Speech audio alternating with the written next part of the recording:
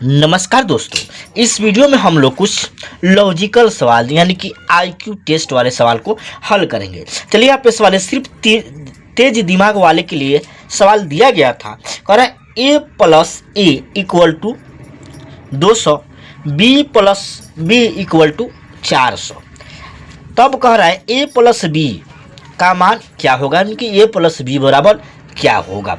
आपको तो इस प्रकार आंसर दिख रहा होगा तो हमें कमेंट करके ज़रूर बताइएगा। चलिए इसको हम लोग अब हल कर लेते हैं।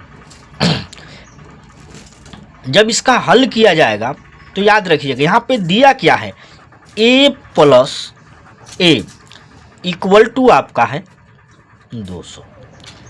तो ध्यान देने वाली बात है a और a दोनों सेम है, तो यानी कि हम इसको क्या लिख सकते हैं 2a इक्वल टू कितना हो जाएगा आपका 200।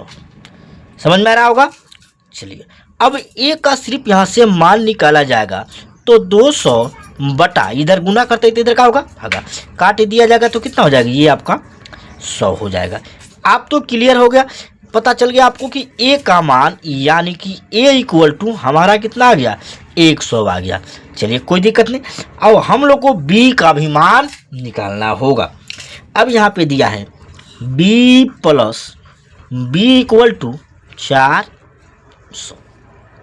चलिए अब ये भी दोनों क्या है b सेम है तो इसको जोड़ेंगे तो कितना हो जाएगा 2b इक्वल टू कितना हो जाएगा 400। अब यहाँ पे b इक्वल टू कितना हो जाएगा 400 बटा 2 कर देंगे, इसको फिर से काटा जाएगा तो कितना आ जाएगा यानी कि 200। b इक्वल टू आपका कितना हो गया 200। अब हम लोग का जो सवाल था a प्लस बी का मान बताना था। अब यहाँ पे a plus b equal to यानी कि a का मान कितना है 100 प्लस b का मान कितना आया है 200।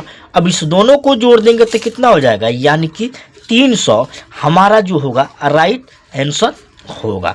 आई होप आप समझ गए होंगे अच्छे से। तो वीडियो को लाइक शेयर और चैनल को सब्सक्राइब जरूर कीजिएगा। तब तक के लिए धन्यवाद।